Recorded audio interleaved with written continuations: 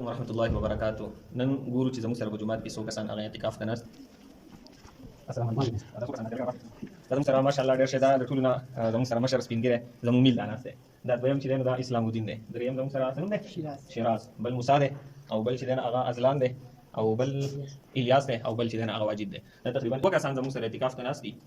نو دې ټولو ته زه دغه یو هدایت هغه بیانوم چې دا اعتکاف دا زمونږ دپاره یو موقع ده.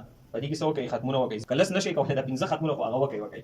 د دې سره سره د نوافلو د منځونو او د دعاګانو دا ډېر زیات اهتمام وکړئ. خصوصا خپل مور پلار په دعاګانو کې یاد کړئ. خپلوان رشته دار وروڼه خویندې استادان دا ټول په دعا کې هغه یاد کړئ. خصوصا ما په دعا کې یاد کړئ. او دغه شانتي چې دی نو هغه دا میل ده دا به ستاسو امیر وي.